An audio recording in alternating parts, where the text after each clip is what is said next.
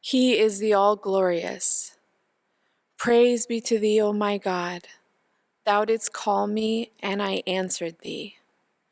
Thou didst summon me, and I hastened unto thee, entering beneath the shade of thy mercy, and seeking shelter at the threshold of the door of thy grace. Thou hast nurtured me, O Lord, through thy providence, chosen me for thee alone, created me for thy service, and appointed me to stand before thee. I beseech thee by thine all-glorious name, and by thy beauty that hath dawned above the horizon of thy most exalted essence, to cause me to be related to thee, even as thou hast done so aforetime, and not to separate me from thyself. Cause then to appear from me, O my God, that which is worthy of thee. Thou art in truth powerful over all things.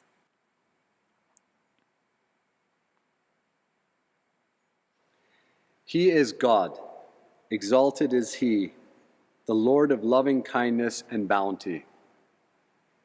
Glory be unto Thee, Thou, O my God, the Lord omnipotent.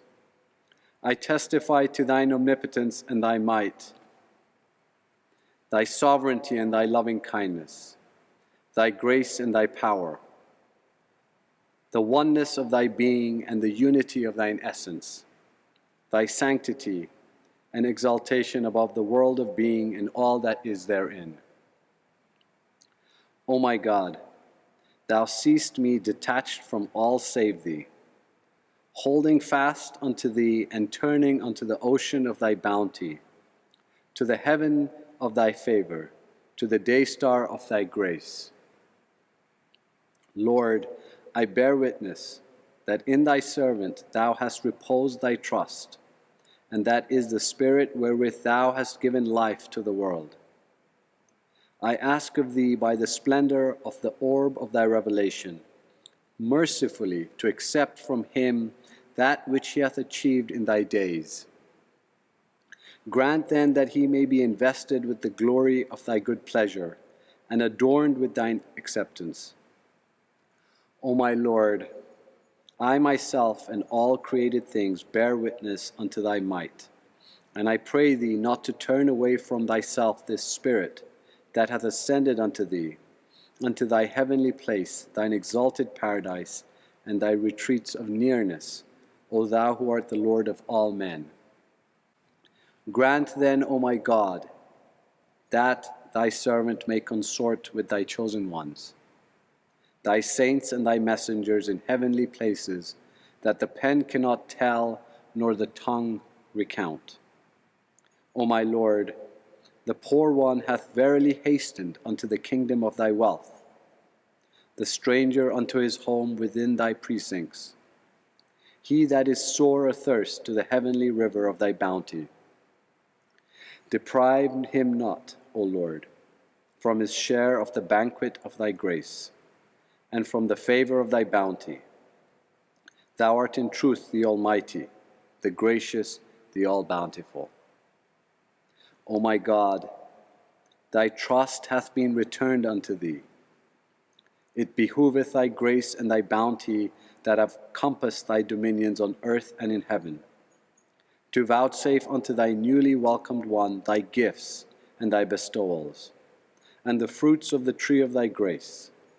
Powerful art Thou to do as Thou willest. There is none other God but Thee, the gracious, the most bountiful, the compassionate, the bestower, the pardoner, the precious, the all-knowing. I testify, O my Lord, that Thou hast been enjoined upon me to honor their guest, and he that hath ascended unto Thee hath verily reached Thee and attained Thy presence. Deal with him then according to Thy grace and bounty. By Thy glory I know of a certainty that Thou wilt not withhold Thyself from that which Thou hast commanded Thy servants, nor wilt Thou deprive him that hath clung to the cord of Thy bounty, and hath ascended to the dayspring of Thy wealth. There is none other God but thee, the one, the single, the powerful, the omniscient, the bountiful. Man is the supreme talisman. Lack of a proper education hath, however, deprived him of that which he doth inherently possess. Through a word proceeding out of the mouth of God, he was called into being. By one word more, he was guided to recognize the source of his education. By yet another word, his station and destiny were safeguarded. The great being saith, "Regard man as a mine rich in gems of inestimable value." Education can alone cause it to reveal its treasures and enable mankind to benefit therefrom. If any man were to meditate on that which the Scriptures sent down from the heaven of God's holy will have revealed, he would readily recognize that their purpose is that all men should be regarded as one soul, so that the seal bearing the words, "The kingdom shall be God's," may be stamped on every heart, and the light of divine bounty, of grace and mercy may envelop all mankind. The one true God, exalted be his glory, hath wished nothing for himself. The allegiance of mankind profiteth him not, neither doth its perversity harm him. The bird of the realm of utterance voiceth continually this call: "All things have I willed for thee, and thee too for thine own sake." If the learned and worldly wise men of this age were to allow mankind to inhale the fragrance of fellowship and love, every understanding heart would apprehend the meaning of true liberty and discover the secret of undisturbed peace and absolute composure. Were the earth to attain this station and be illumined with its light, it could then be truly said of it, "Thou shalt see in it no hollows or rising hills."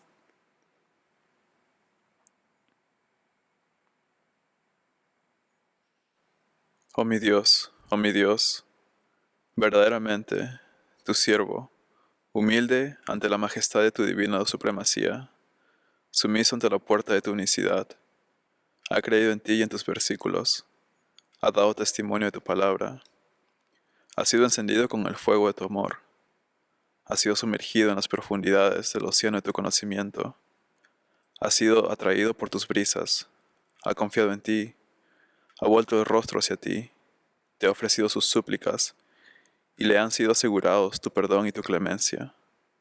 Ha abandonado esta vida mortal y ha volado hacia el reino de tu inmortalidad, anhelando el favor de encontrarse contigo. Oh Señor, glorifica su posición, cobíjalo en el pabellón de tu suprema misericordia, haz que entre en tu glorioso paraíso y perpetúa su existencia en tu exaltado rosedal, para que pueda sumergirse en el mar de luz que se halla en el mundo de los misterios. En verdad, tú eres el generoso, el poderoso, el perdonador y el donador.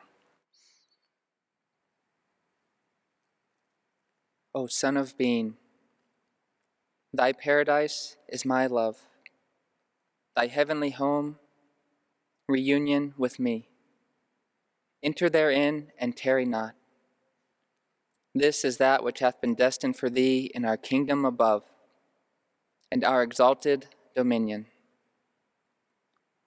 O Son of Man, thou art my dominion, and my dominion perisheth not. Wherefore fearest thou thy perishing? Thou art my light, and my light shall never be extinguished. Why dost thou dread extinction? Thou art my glory, and my glory fadeth not. Thou art my robe, and my robe shall never be outworn. Abide then in thy love for me, that thou mayest find me in the realm of glory. O Son of Spirit, with the joyful tidings of light, I hail thee. Rejoice. To the court of holiness I summon thee. Abide therein, that thou mayest live in peace forevermore. Just as the conception of faith had existed from the beginning, that had no beginning, and will endure till the end, that had no end. In like manner, will the true believer eternally live and endure. His spirit will everlastingly circle round the will of God. He will last as long as God himself will last.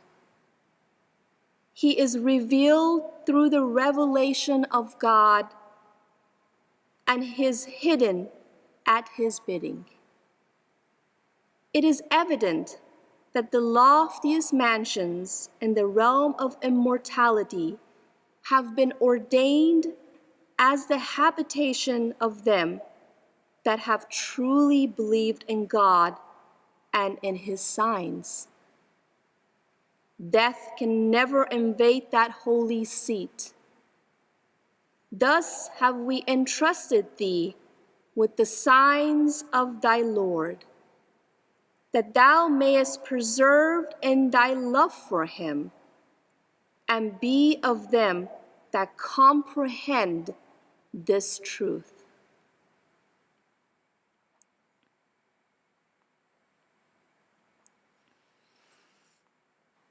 الها معبودا ملکا حمد و ثنا سزاوار توست، چه که از مشتی تراب خلق را خلق فرمودی و گوهر بینش و دانش عطا نمودی.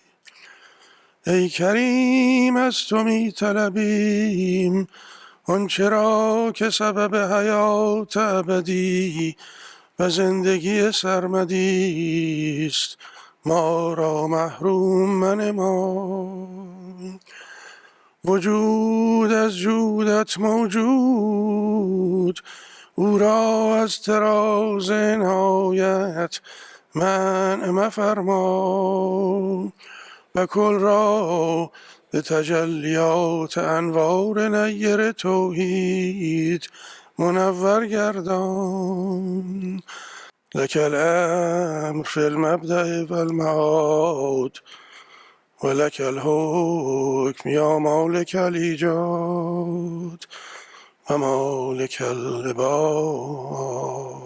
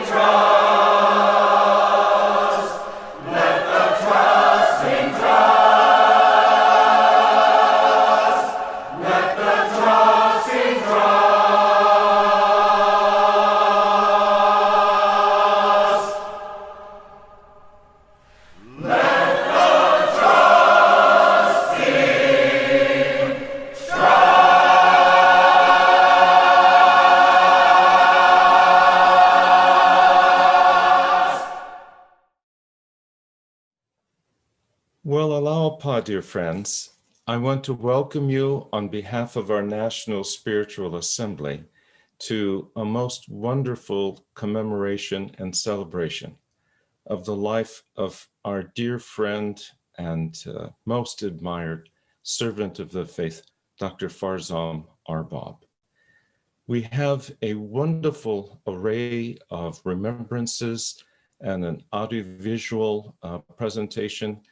And that array is most appropriate because his service was so extensive and covered so much of our Baha'i community. It is so fitting to have such an array of former students and former fellow servants and great admirers of this most wonderful servant of the faith. So we will begin with a momentous letter, really, from our House of Justice on the passing of Dr. Arbab. That will be followed by a commemoration by the counselors of South America, Mr. Daniel Duhart. We'll have the reading of a letter on the occasion of the passing of Dr. Arbab from our National Spiritual Assembly, followed by a remembrance by the Secretary of the National Spiritual Assembly, Mr. Ken Bowers. Then a particular treat, an audiovisual program that will feature a presentation by Dr. Arbab.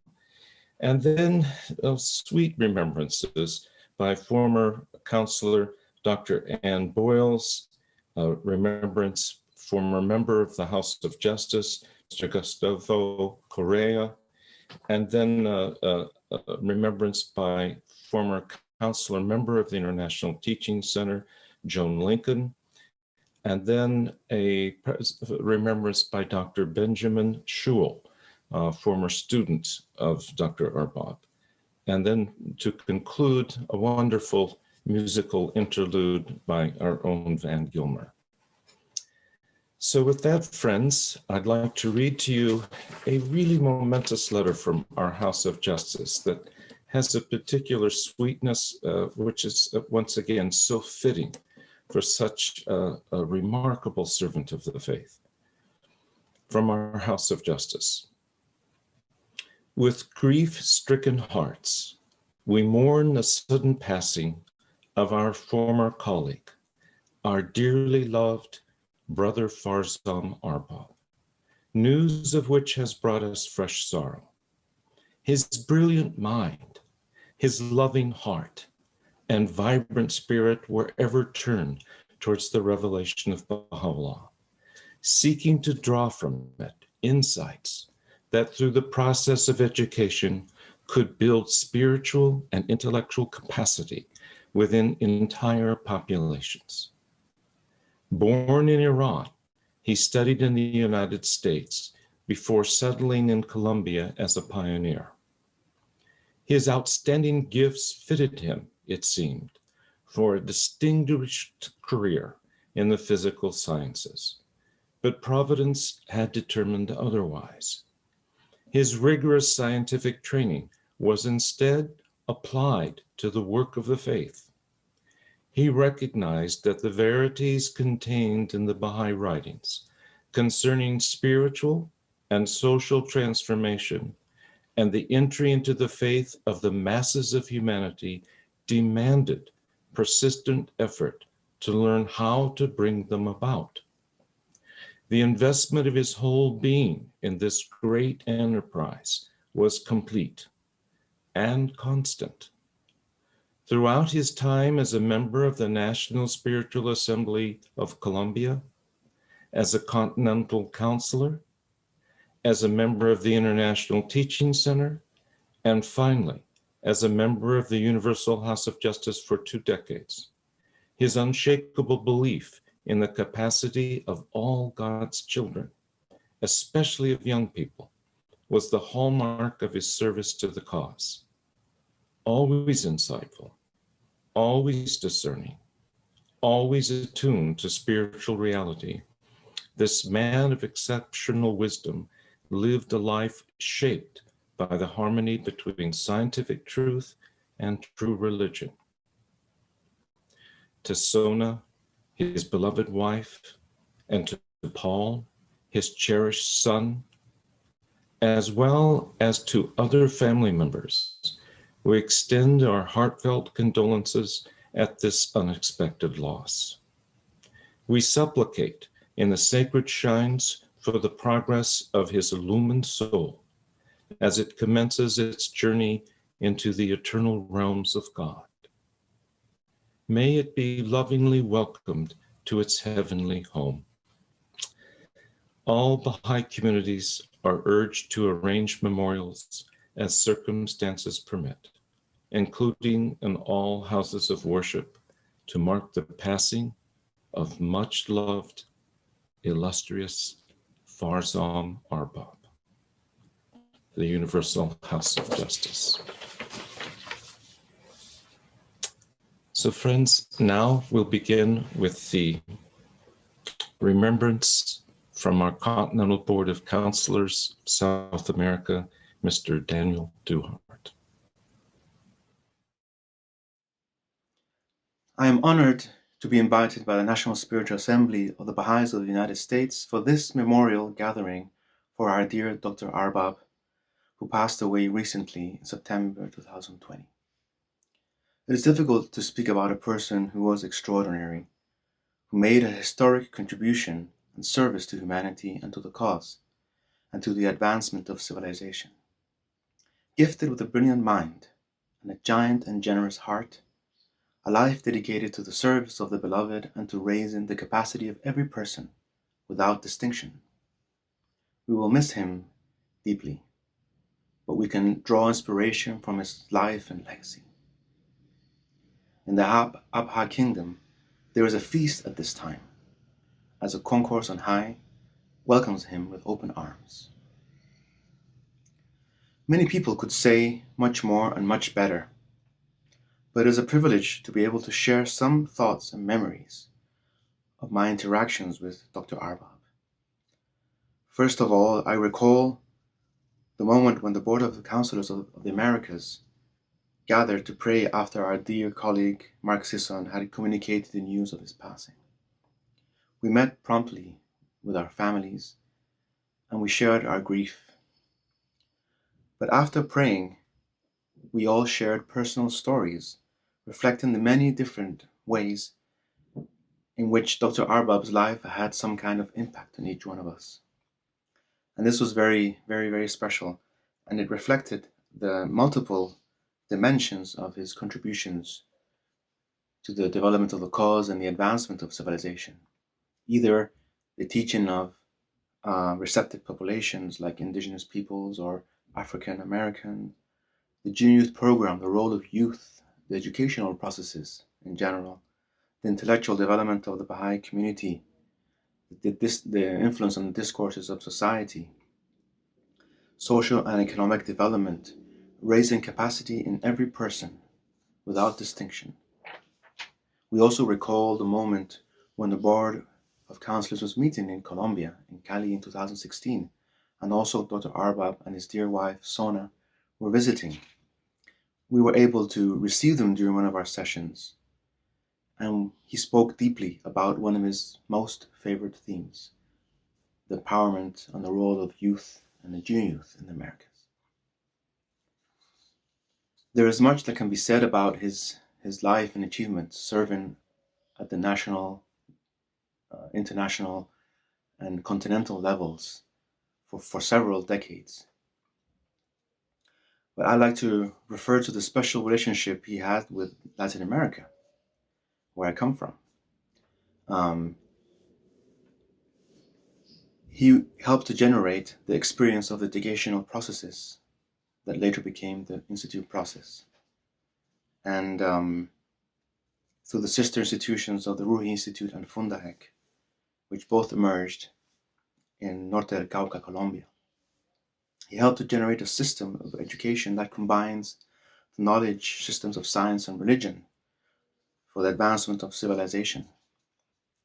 He contributed to the elaboration of dozens of texts based on a process of action and reflection together with the populations they were serving, so that the generation after generation would participate in a process of application of knowledge, not only to overcome the processes of disintegration that affected their lives, but for the construction of original alternatives in multiple areas of human endeavor. These texts promote a double moral purpose in the lives of children, junior youth, and adults that accompany throughout their whole lives. In Chile, where I live, I remember when he would visit during my childhood, and he would gather with institutions and different agencies. My parents were serving the faith very deeply, and he would interact very closely with them. And I recall how special and profound his vision was of many aspects of human endeavor.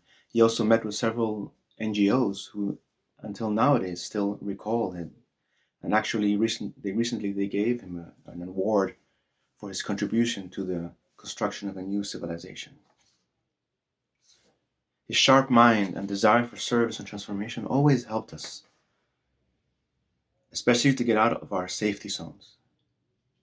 He was famous of saying, "Do it, hágalo," in Spanish, when someone proposed some idea or thought, reflecting his scientific vision that ultimately action and reflection on action is what takes us forward, not just talking about what we think should be done or believe. This reflected his true revolutionary spirit about a profound spiritual, intellectual, and social transformation.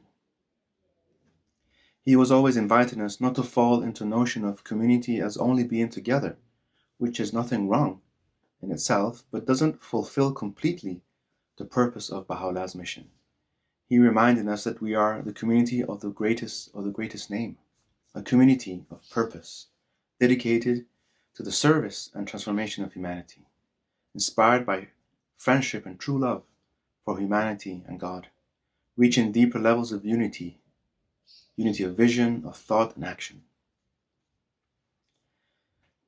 So he contributed in this way to many, many aspects and multiple dimensions of human endeavor. As I mentioned, teaching the masses of humanity, especially the oppressed peoples and masses in the world, helping them raise for their own intellectual and spiritual development.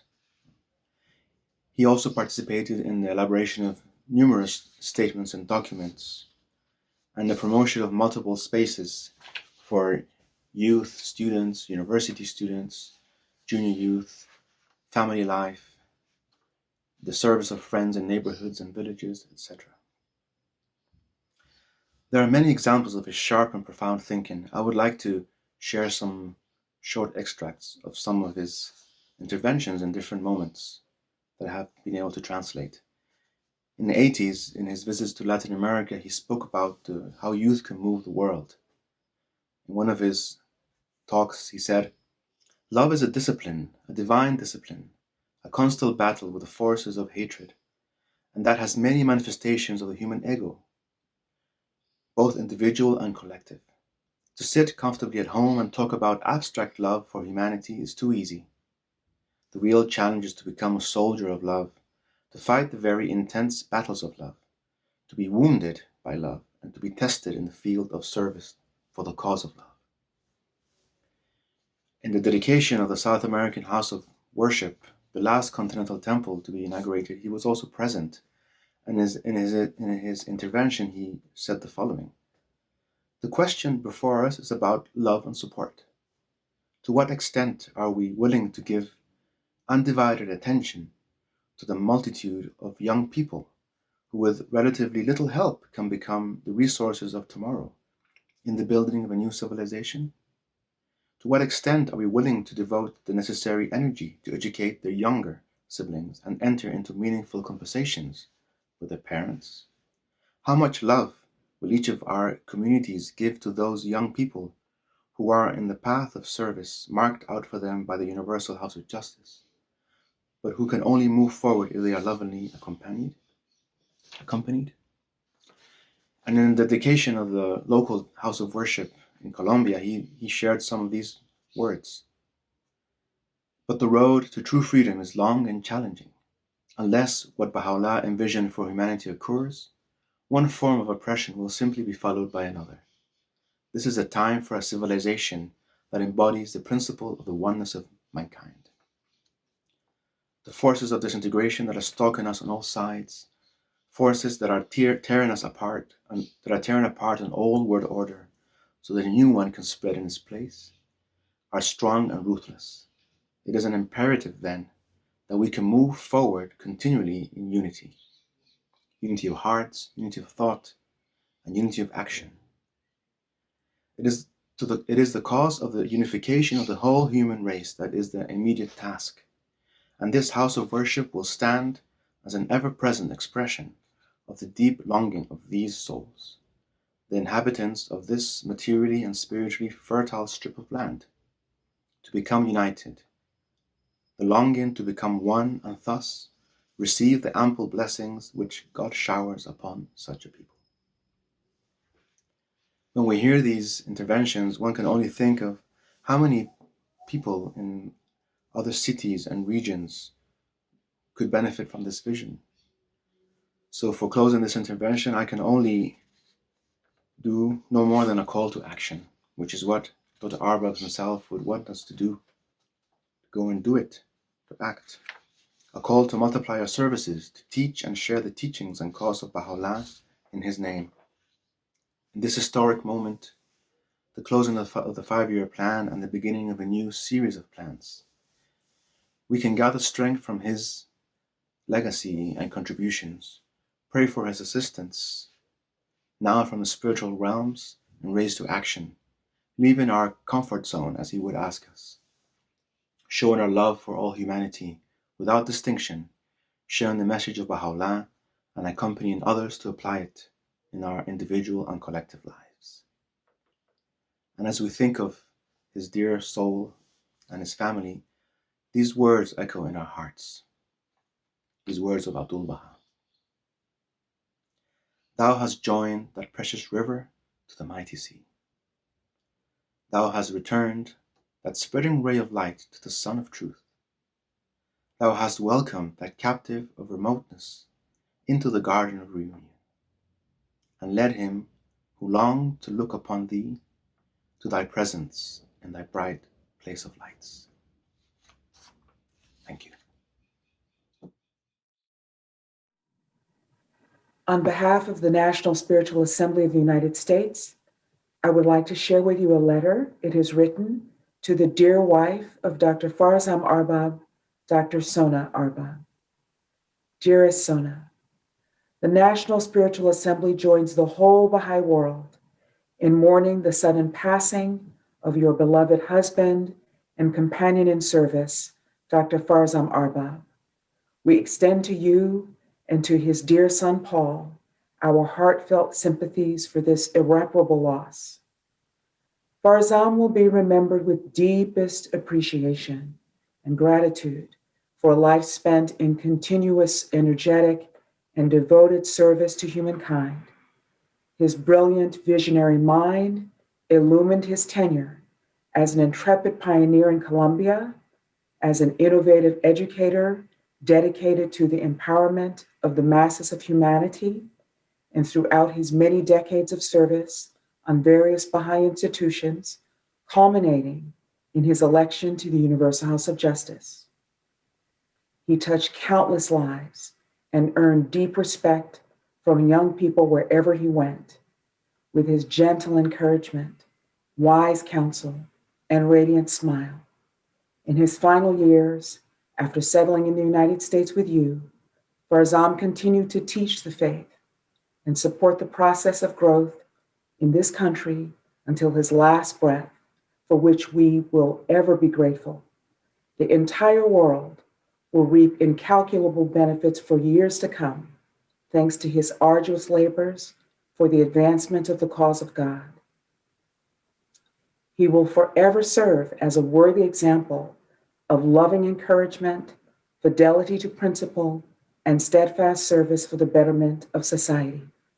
Please be assured of our fervent prayers that Farzam's precious soul may ascend with joy unto the realms of celestial glory, and our supplications to the Lord of hosts, that he may surround you with his strength and consolation in the days ahead.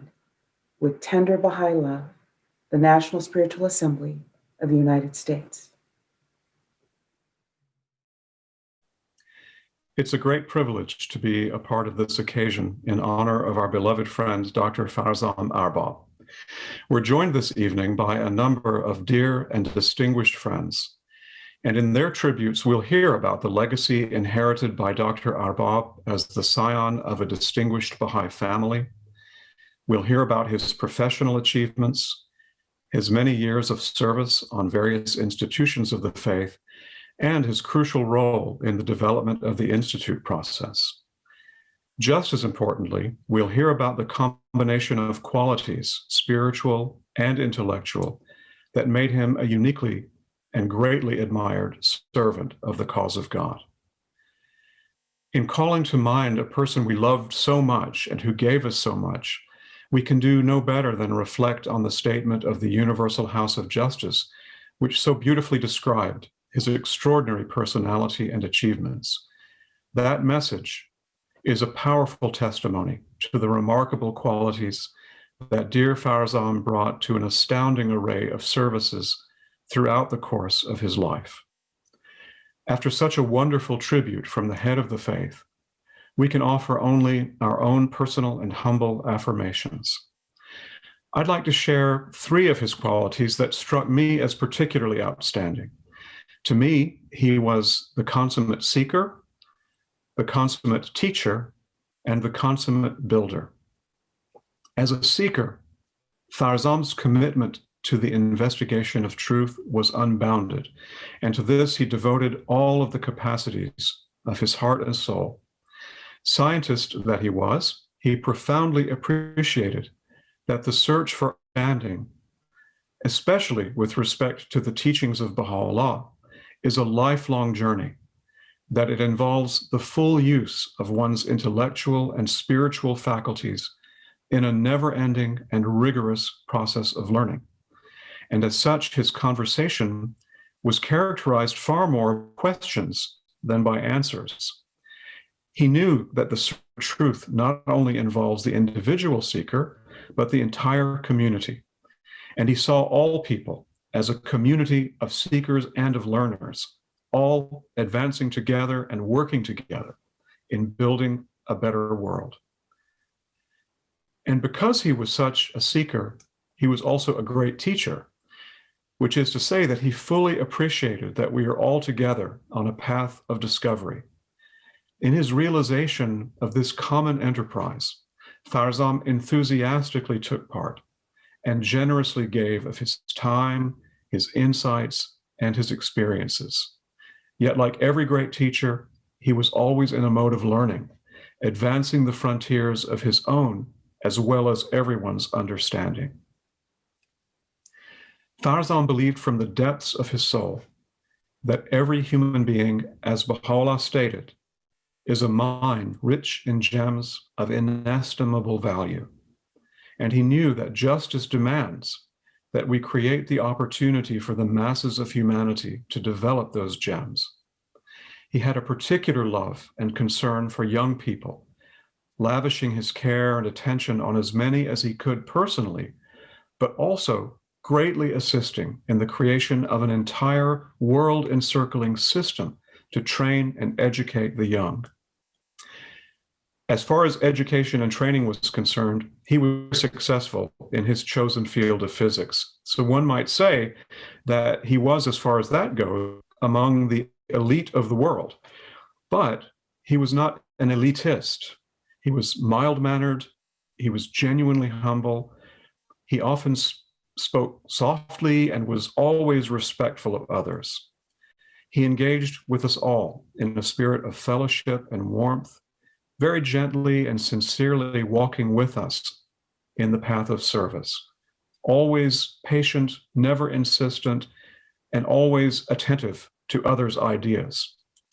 And so he presented a kind of a calmness and a radiance in his personality. Yet what was so striking and memorable about him was that inside Farzam's peaceful and serene exterior beat the heart of a man who was passionately committed to the cause of justice. And in that cause, Farzam was a builder. He was dedicated to creating patterns of engagement whereby individuals, communities, and institutions together carry forward that ever-advancing civilization that Baha'u'llah came to proclaim. In other words, to translate the powers latent in Baha'u'llah's revelation to build a divine civilization, steadily, patiently, coherently, and universally, so that the conditions would be created in the world for every human being to fulfill the potentials for which God has created them. So in sum, I suppose that for me, the great lesson in his life was the lesson of consecration. That is, Farzam's utter devotion to the cause and his unyielding focus on its advancement. This, to me, means far more than just being a hard worker. It also entails the capacity to place the cause and the welfare of other human beings above any personal or secondary interests. He was extremely sensitive to any indication of superiority or of self-satisfaction. And often in our conversations, he would ask any group he was in, do we really understand what sacrifice means? Are we willing to let go of the notion that our own wishes or understandings or views are better, or our own control of the process is essential? Are we prepared, on the other hand, truly to encourage and empower others? Are we willing to reach out with sincere love, especially to the downtrodden of the world, foregoing any sense of superiority, and in a spirit of real reverence and respect, that they make a contribution to civilization that will be even greater than our own? And on a very personal level, I can truthfully say that I never came away from any encounter with Farzam without having learned something. I always gained some new insight, a greater sense of focus, certainly a sense of encouragement. And he was very encouraging of all people, and I often heard him praise the qualities and the capacities of the friends. But as I also learned, he quickly deflected any praise directed at him. And I know it because I tried, because I just wanted to tell him how much he meant to us. In being with him, we sensed his total devotion to the upliftment of all people. He examined every concept, every habit of thought, every aspect of culture through the lens of justice, even things that might not normally occur to many of us, and realized that Baha'u'llah had come to revolutionize our understanding of reality and human society. So he approached the work with a great deal of humility, but with a fervent desire to remove once and for all every obstacle to universal happiness and prosperity. And he firmly believed in the contributions that everyone must make to the building of a new world order. As Baha'is, we all naturally turn first and foremost to the sacred writings and to the lives of the central figures for guidance and inspiration. But we also profit from the example of those among us who reflect the light of the teachings in their lives. And Farzam was such a soul. For me, he was a guiding star in the firmament of friends to whom I have looked for a pattern of how to live a life of true service as a Baha'i. I think from the standpoint of all of his friends, he departed too suddenly and too soon, and we will deeply miss having him with us. But surely Farzam's star shines now in the heavenly realm with even greater brightness to serve for us forevermore as a beacon of hope and inspiration. In closing, I would just like to acknowledge Farzam's dear wife, Sona, his sister, Haleh, and of course his son Paul. Baha'u'llah stated, "That one indeed is a man who today dedicateth himself to the service of the entire human race." Farzam Arbab was indeed such a man. And thank you so much for sharing him with us.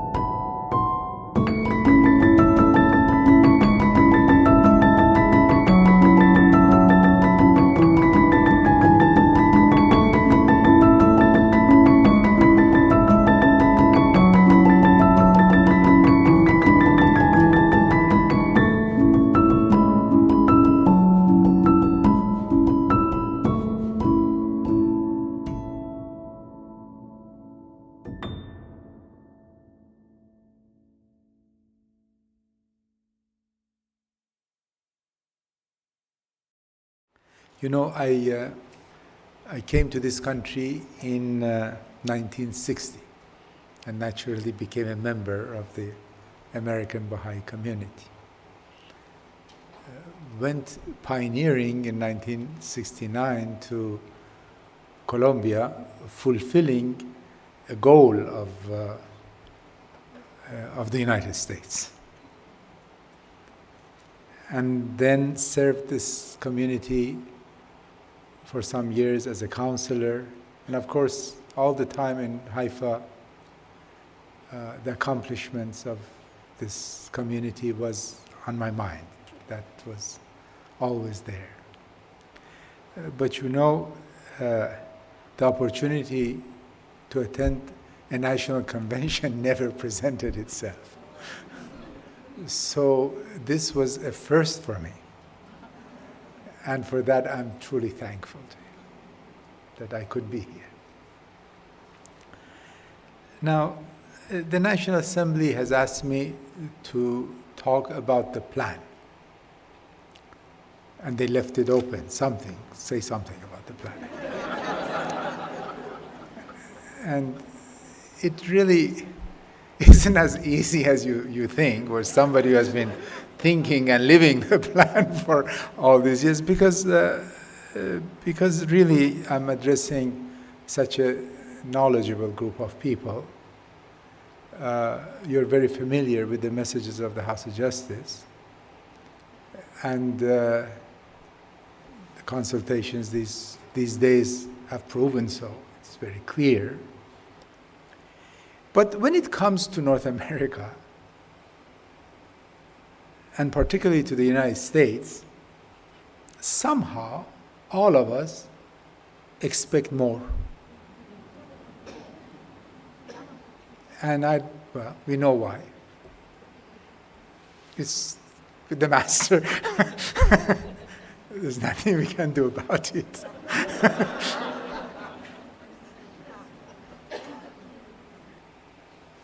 There's the question of destiny of America that exerts itself, and it's in the back of our minds, and it keeps pushing and coming forward and saying, well, what about that? But really, my question has been, what about the people, the nation, not just its government? What attributes do they have to develop, the American people, if they are to play a significant role in transforming the relations of dominance that characterize the life of humanity today to relations of cooperation and reciprocity, manifestations of the interconnectedness of the universe? Now, given that the nation is not showing much capacity in this respect,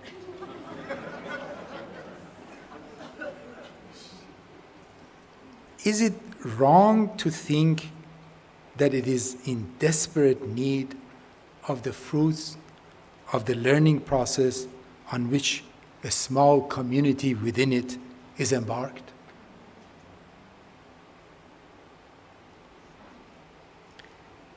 Is it too much to hope that the Baha'i community can spearhead a process through which a humble posture of learning and the constellation of attributes that empower the individual to accompany others and be accompanied by others on a path of service to humanity become accepted values of a people who have all the resources then to use these attributes to establish peace?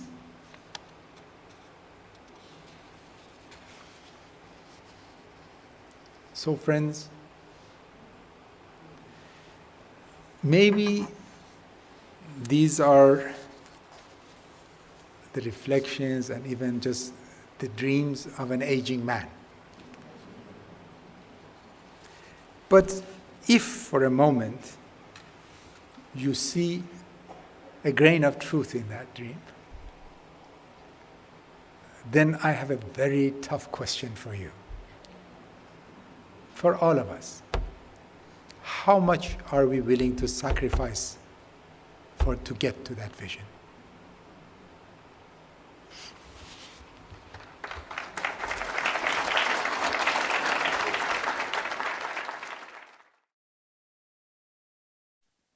Thank you for the opportunity to offer a few reflections on and to pay tribute to the memory of Dr. Farzam Arbab, who had a profound effect on my life and on those lives of many other people. When I think of Dr. Arbab, I think of the word challenge. Challenging understanding, challenging of conceptions, challenging of ideas of what we can and can't do.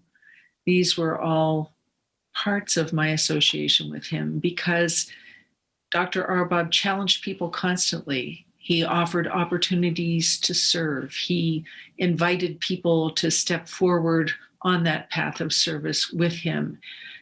He invited people to exert themselves in ways that perhaps they had no previous idea that they could do. And certainly I think that was the case with me as well. I met him around 1984 initially. Initially, I think it was at a conference at Greenacre on social and economic development. But really, when I think back about those formative years, the experience that I had that had the deepest effect on me was a gathering that he brought together of young people from across Canada. I think it was the summer of 1984. And his goal was, I think, to start a youth movement. And he started with this small band of people from all over the country. And he brought us together for a week or 10 days of very intense study of the arts, of being together, of studying the writings of the Guardian. I think this was one of the profound things that happened to me during that time, as I learned how to study the writings of the Guardian, and also how to study, or that we did study, the Dawnbreakers, and told stories to each other from the Dawnbreakers. And Dr. Arbab accompanied us through this rather very intensive and rather challenging at times journey that we were all on, and then sent us out into the world afterwards to try to convey the vision that we had gained at the gathering to other people. And when I left that gathering, I felt, I think perhaps for the first time in my Baha'i life, a real sense of mission and direction. And I tried my best to convey this vision to the limited capacity that I had at the time. But it set me, I think, it set the course of my life differently. I think at that point, it gave me a very strong orientation towards service to the cause, which I had maybe thought about before, but now I could see that it was possible to do.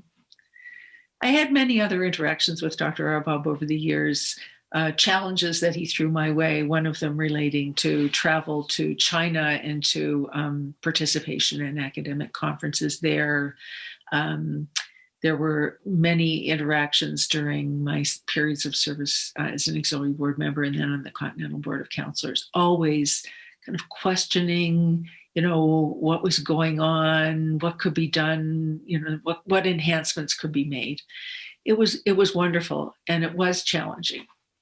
But he didn't challenge other people without challenging himself. And I remember him telling the story about how he had decided really to forego a career in the academic life or pursuing theoretical physics in order to pioneer to South America. And that made a big impression on me as well.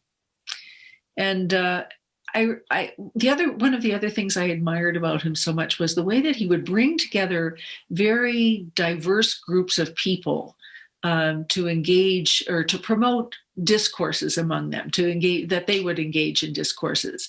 And sometimes these groups were very unlikely. So I remember there was one year that the Association for Baha'i Studies held a conference at which I think he was a key speaker on Marxism and the Baha'i Faith. So that was an interesting interaction between the Marxists and the Baha'is at that conference. And another interaction that he had and promotion of discourse was through an initiative of the International Development Research Centre, which brought together scientists from different religions. And the idea was that they would reflect on the intersection of science, religion, and development. And he contributed an eloquent essay to the book that was published as a result of that discourse, which presents the Baha'i perspective, or a Baha'i perspective on the topic.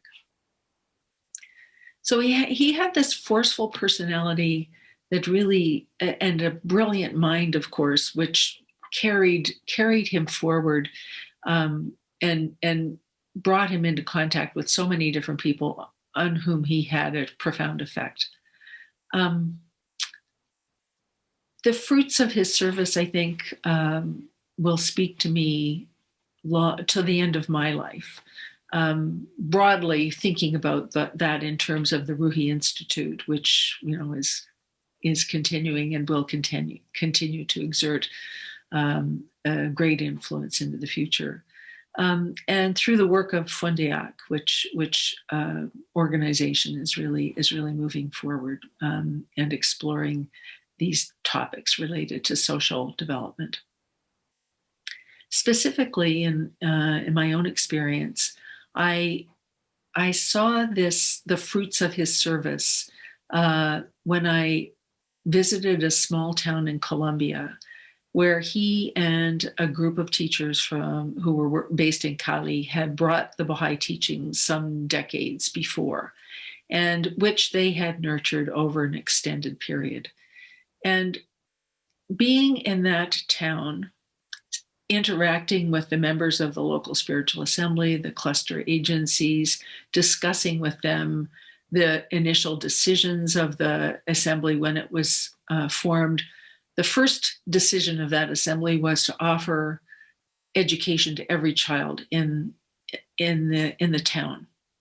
And the assembly, with various different iterations of this, the assembly had maintained that goal for more than 30 years. So now there were generations of children who'd grown into adults who had become the leading citizens of the town, who had had an education in the Baha'i principles, in the Baha'i teachings. And I remember talking with the members of the community there and realizing that this was the future, that it was like, in a way, looking into a crystal ball and seeing, this is the consistency of effort over time, and these are the results of it. And to me, that was a pivotal moment in my own understanding of what the Institute process could be and the amount of effort and dedication that's required if we are to actually change the culture of a town. But to see that it actually had happened there was tremendously exciting and exhilarating and mind-expanding to me. Dr. Arbab, I think, embodied these words of Abdu'l-Baha, and I'll close with them. And the honor and distinction of the individual consist in this, that he, among all the world's multitudes, should become a source of social good. Is any larger bounty conceivable than this, that an individual, looking within himself, should find that by the confirming grace of God, he has become the cause of peace and well-being, of happiness and advantage to his fellow men? No, by the one true God, there is no greater bliss, no more complete delight.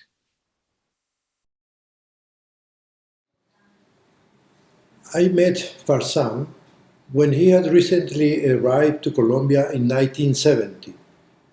He came as a visiting professor to the newly formed Department of Physics at the Universidad del Valle, and I had the bounty to be in the group of students that participated in the first physics course that he taught. I remember that amongst us, there was a great expectation to meet that distinguished professor coming from a prestigious and internationally renowned physics research center. We were very pleased during that first class to learn that the famous scientist was a warm person with a big smile and a little nervous, talking in a language that he had not yet mastered. At the time, Farzam was 28 years old, a few years older than us. And after this first positive impression, our admiration for him kept growing as we got to know him better and began to appreciate, in addition to his knowledge of physics, his commitment to his work as an educator, his humility, his enormous intellectual capacity, and the love that he showed to all that interacted with him.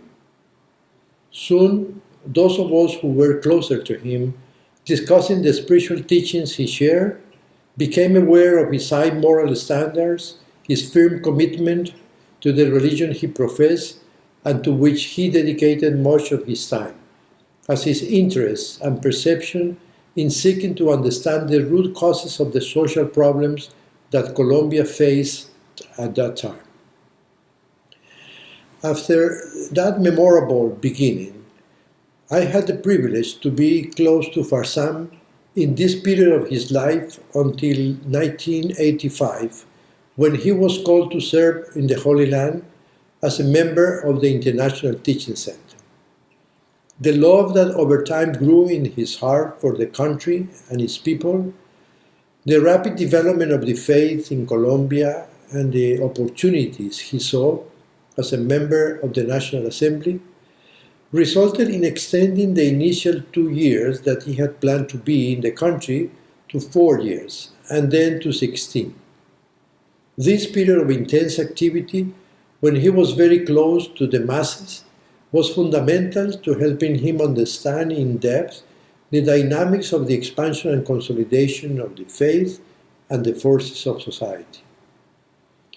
His connection with the Universidad and del Valle and the Rockefeller Foundation, of which he became a representative for Latin America, allowed him to get to know profoundly the reality of Colombia and to participate actively in academic groups where the policies of development and education of the country were being debated. In this way, as a particle physicist, he entered into the world of development and contributed innovative approaches that had been recognized by both the development organizations in Latin America and agencies of international cooperation. One of the recognitions he received was from Amherst College, that awarded him in 1989 with an honorary doctorate degree for his work in the field of development.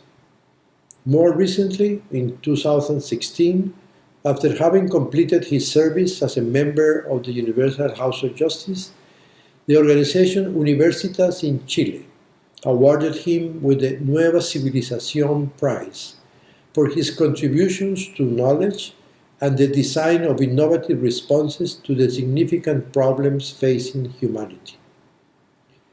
One aspect of Farzam's life that the community of Colombia admired was that his professional achievements never distracted him from service to the cause. That was his priority. He was coherent in all aspects of his life.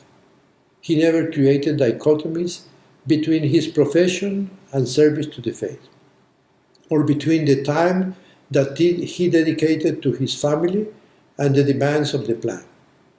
To him, service to the cause gave complete meaning to his life. This he learned growing up in a family with a long history of dedication to the faith that helped him to realize his potential and supported him to develop his talents fully in a way that would yield abundant fruits.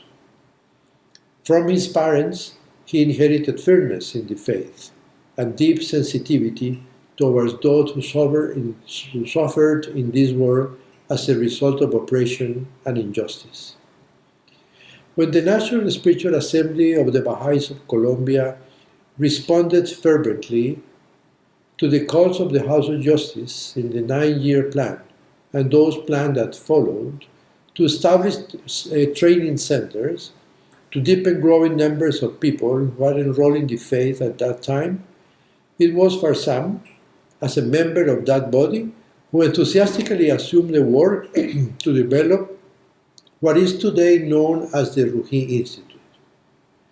It was at the same time that Farzam and a group of few professors from the Universidad del Valle decided to create Fundaec, an organization that would devote its effort to provide populations with the scientific, spiritual, and technical knowledge and develop the capacity to become protagonists of their own development. In both initiatives, Farzam was a tireless worker and a continuous promoter of ideas and strategies. With his brilliant mind and breadth of knowledge of both spiritual truth and of theories that explain social and physical phenomena, Farzam helped systematize in educational materials the learning that were gained.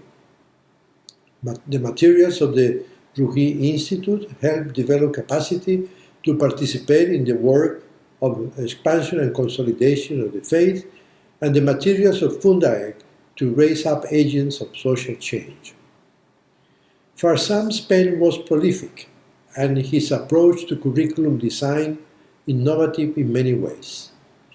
In writing educational materials, he achieved a masterful integration of knowledge, of the spiritual and the material, the theoretical and the practical, the scientific, and that which is grounded in local and traditional sources. His books are his legacy. Their content, their pedagogy, and language are widely recognized as an immense contribution to the field of education. They have provided thousands of youth and adults from across the globe with a spiritual and intellectual education, and those developing them the capacity to contribute to the creation of a better world. It is impossible to speak of Farzam without mentioning his generosity of spirit. He was always ready to share his knowledge with others. He knew how to identify potential in each person and provide his unconditional support so that he or she would become an effective servant of the cause of Baha'u'llah. He never worked alone. His enthusiasm was contagious. It attracted those with pure hearts and the desire to serve who sought challenging projects. Farzam helped them all to realize their full potential. As a member of the Baha'i institutions, he was always ready to take on ambitious goals that demanded great effort and complete dedication. When doubts rose in the path, he encouraged everyone with his joyfulness, confidence, and conviction to put those aside and to continue to work for the cause. Farzam firmly believed that pure intentions and intensive action attract the divine assistance. Farzam's generosity of spirit had its roots in his love for Baha'u'llah. In the masses of humanity, he saw the reflection of the divine.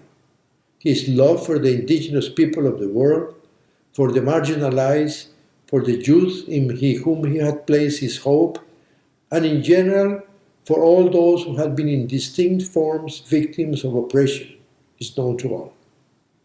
And Farzam's love for humanity was not purely romantic, it was real and practical. He expressed it at every moment of his life.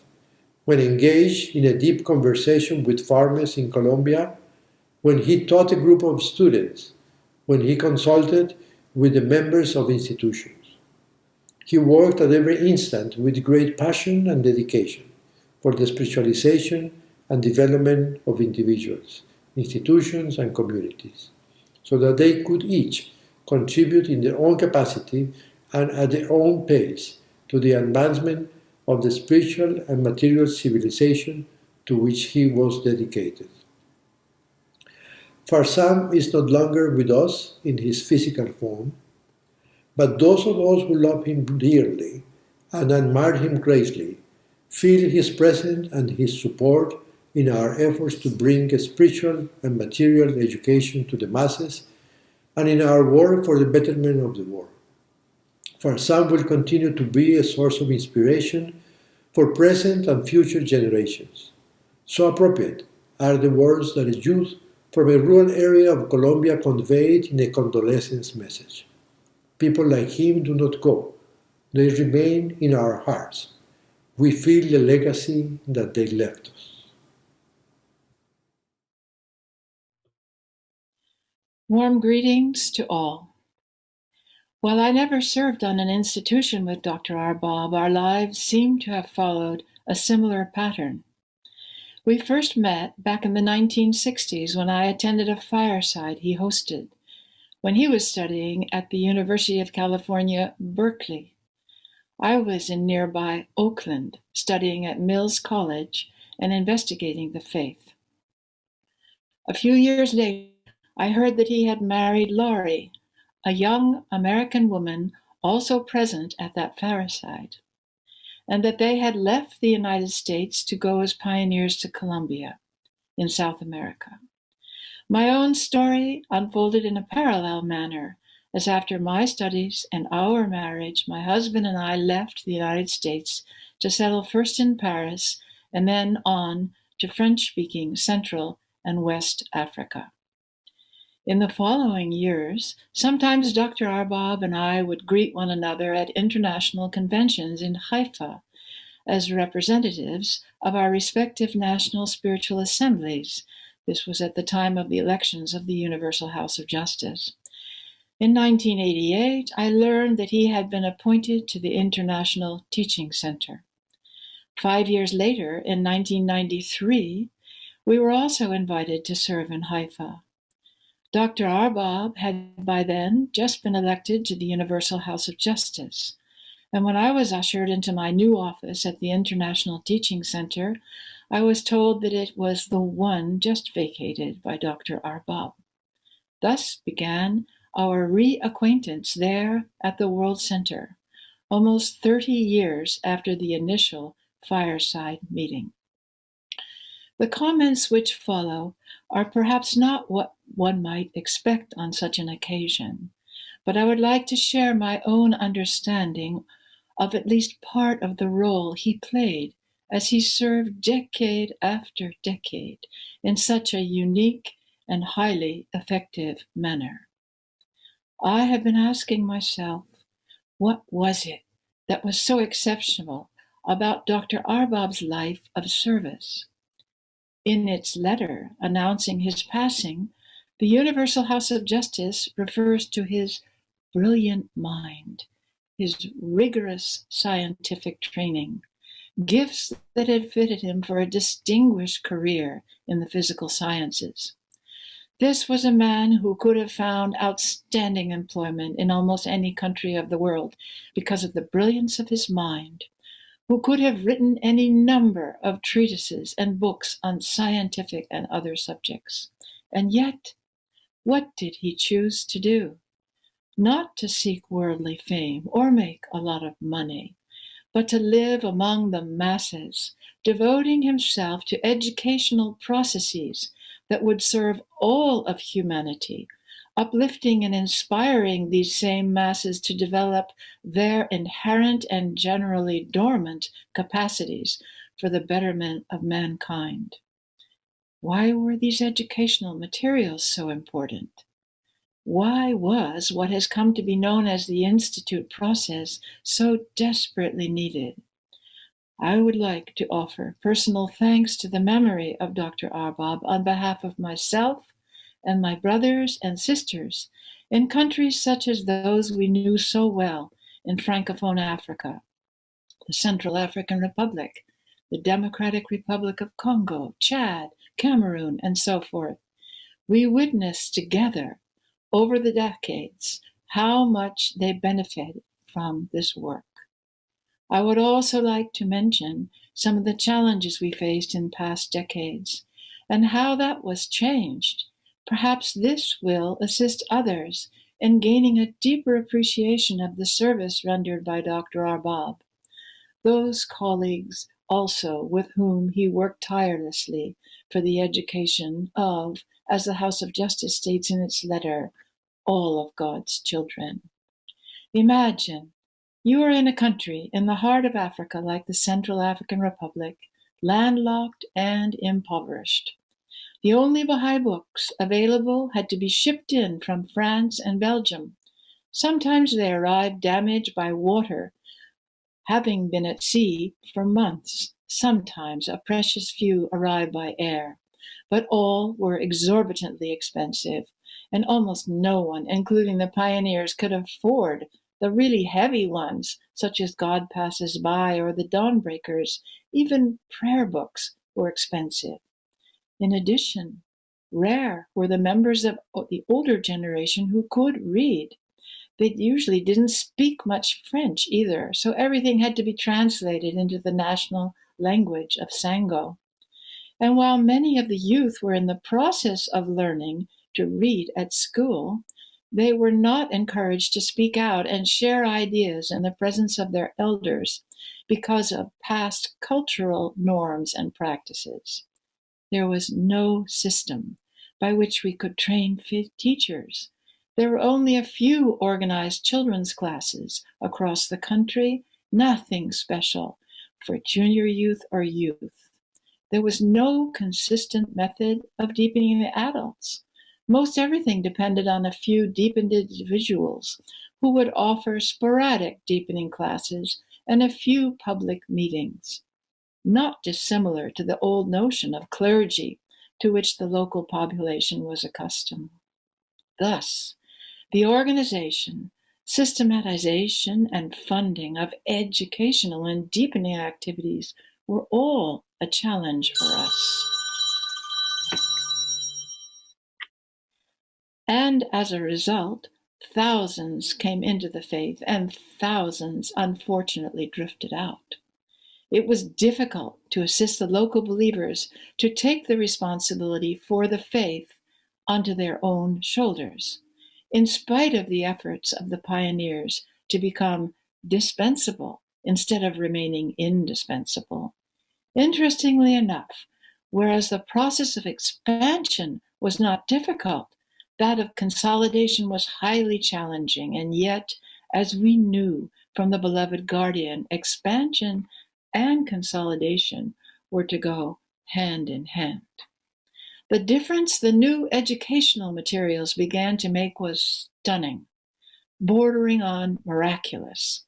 Over a period of a decade or two, small, thin paperback booklets with the holy writings became affordable. Gradually, it was possible to translate them into Sango and get them into the hands of the masses.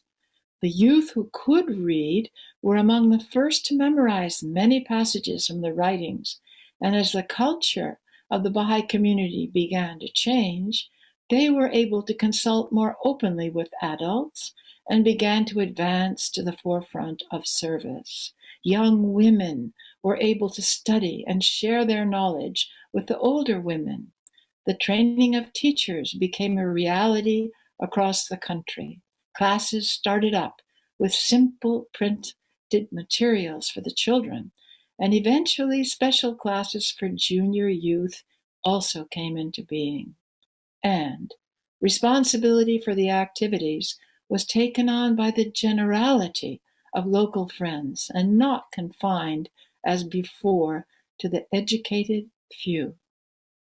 A totally unique, worldwide, decentralized, self-perpetuating system of education was being born. It was not dependent on any clergy, or for that matter, on any pioneers from outside the country. It was in the hands of the local population. And as transformation of character gradually took place, as new skills were learned and developed, and as the tool of consultation was used more and more, social action also came into play. Community building based on material and spiritual prosperity had begun. It was nothing short of revolutionary.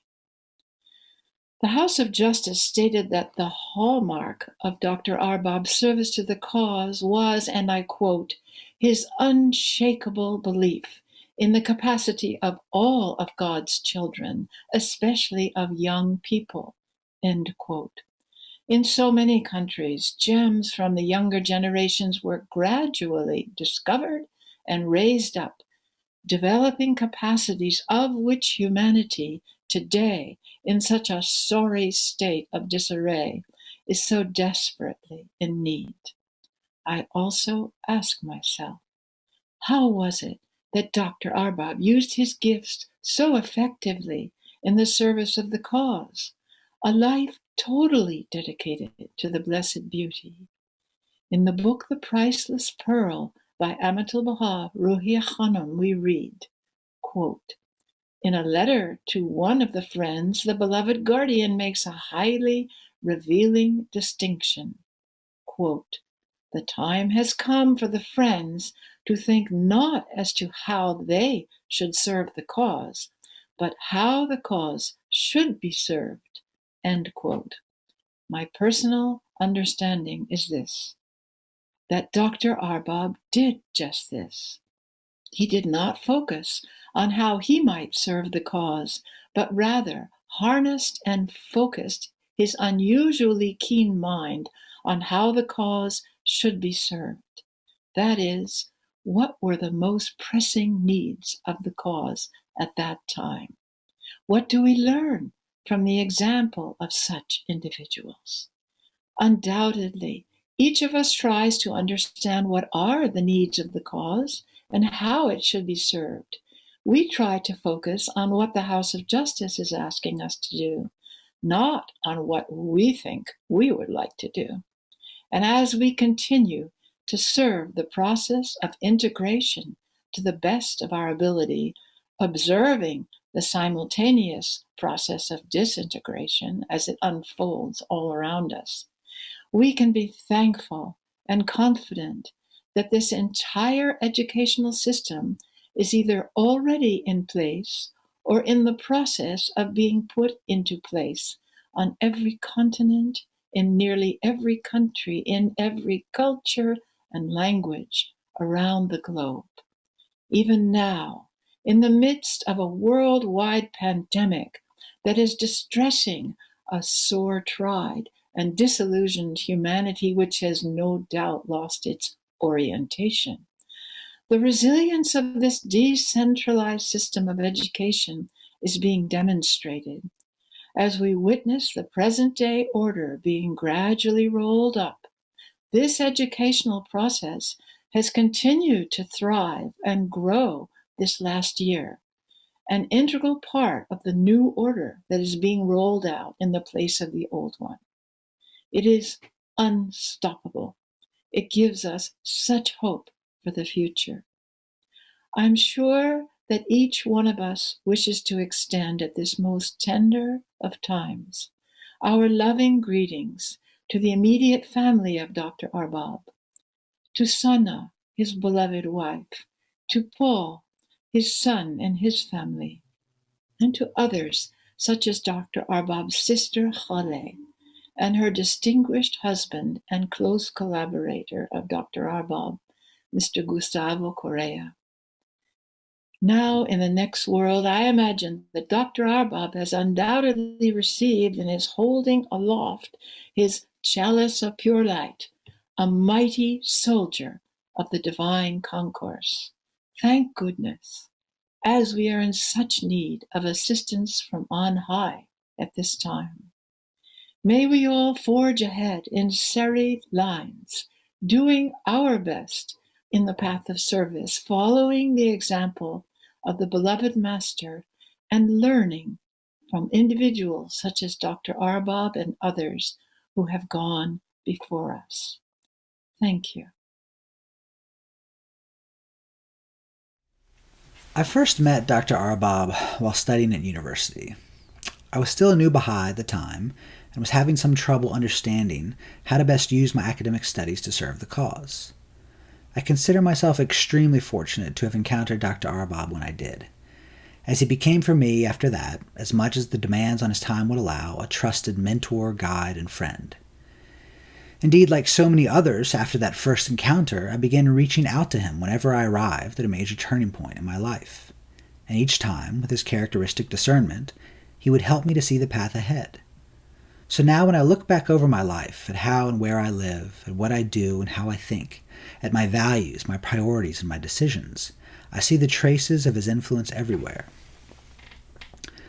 For those other youth who, like me, were blessed to be drawn into the orbit of Dr. Arbab during the years of his glittering maturity, it was often hard to avoid feelings of awe, to simply contemplate his multifaceted career, first as a promising theoretical physicist, then as an architect of the basic framework of action within which we, as young Baha'is, were striving to direct the precious energies of our lives. It was enough to boggle the mind. But then to encounter the man, to witness firsthand the many evidences of his mental and spiritual gifts, tended to reinforce the conclusion that in some fundamental way Dr. Arbab was simply different from the rest of us, that he had been chosen by Providence to walk a path of service that we could never hope to follow. But then over time, as I began thinking more about his life, and this reflection was only heightened by his recent passing, I began to see this initial impression in a new light. It was not only through some preordained bestowal that Dr. Arbab became the man that so many of us knew and loved. It was rather because of the unique efforts and decisions that he made throughout his life. And this meant that the best way to honor him was not, as I had earlier tended to do, to mythologize his life to the point of making it appear inaccessible. The real challenge was rather to think deeply about the principles and decisions that had guided him, and then to find ways to better incorporate these into the foundations of my own life. So many characteristics immediately sprang to mind when I began thinking about Dr. Arbab's life in this way. There was his overflowing love for all of God's creatures, his trust in the capacity of each and every soul, his abiding faith in the soaring energies and possibilities of youth, his deep concern for the plight of the poor, his real desire to see others develop and grow, his unyielding trust in the power of the covenant, his deep knowledge of the sacred writings, his expansive engagement with a wide variety of intellectual fields, his relentless conviction in the elevating powers of scientific inquiry, and his ability to balance a focus on systems building with concern for the unique path of each individual, to name but a few.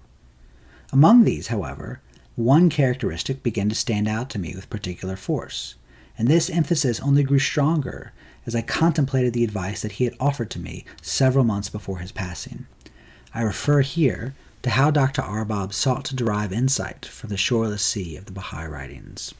I recall that when I originally began reading Dr. Arbab's publications, I was stunned by the clarity and force with which he articulated his views, as well as by the demonstrated power of his texts to elevate and enrich all who dedicated any significant period of time to their study. Certainly I could see that what he wrote about science and religion, for example, was clearly rooted in the sacred writings.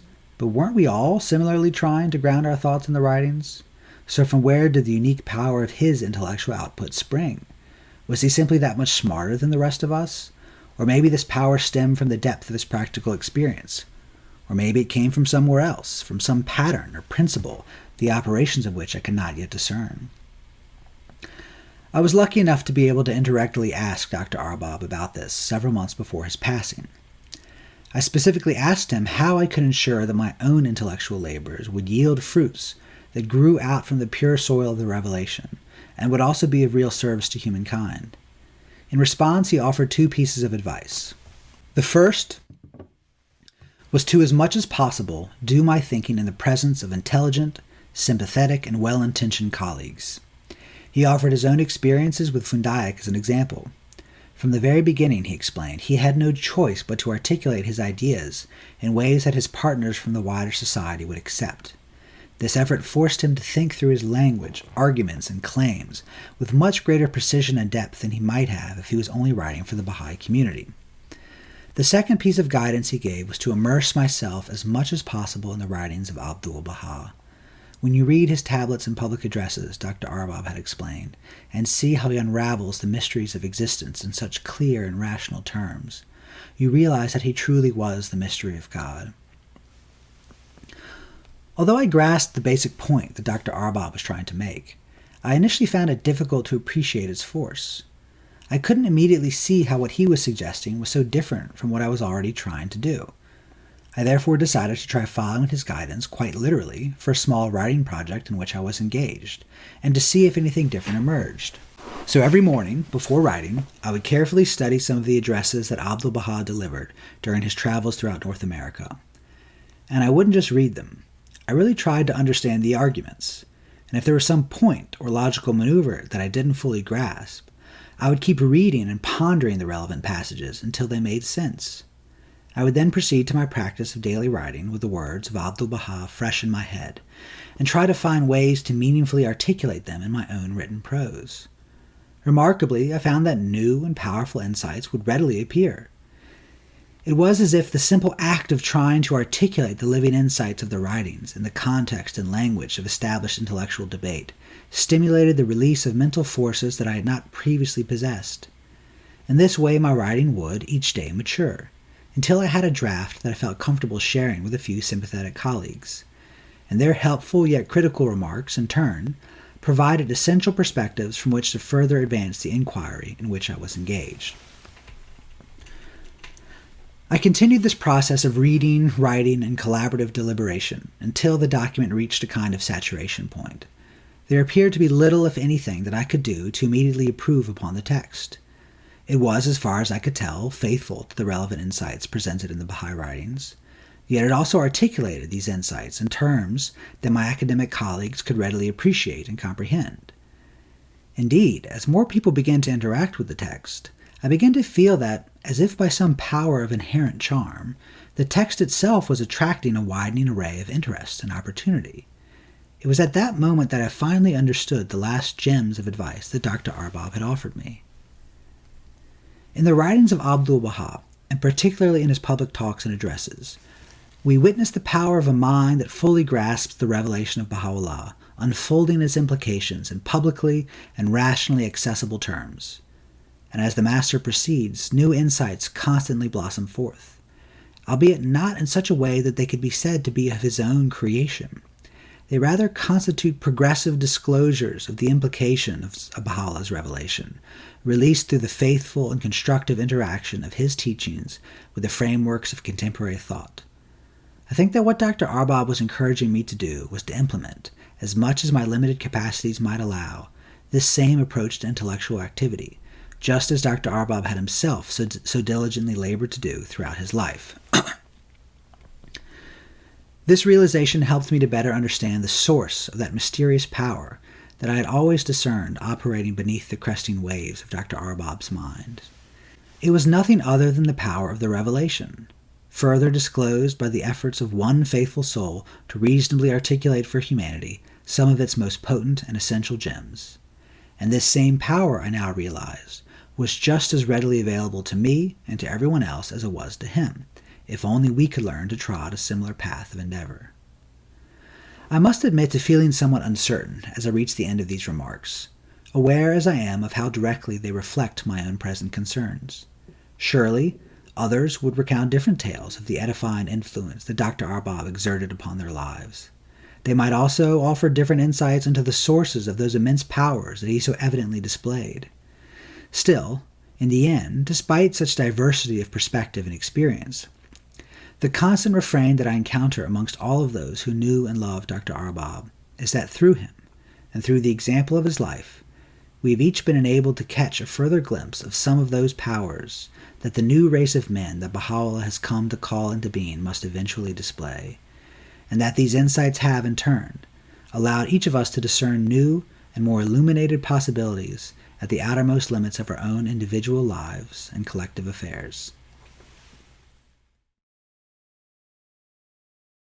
Allah, by whose name the sea of joy moveth,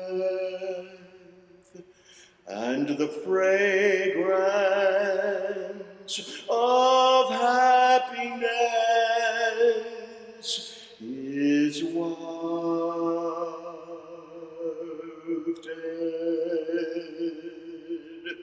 I ask thee to show me from the wonders of thy favor that which shall brighten my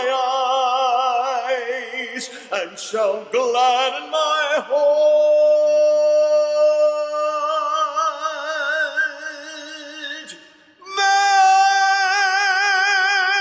Verily, thou art the giver,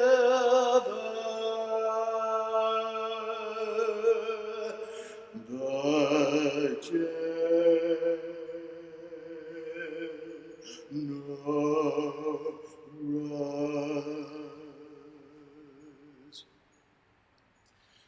Thou art the giver,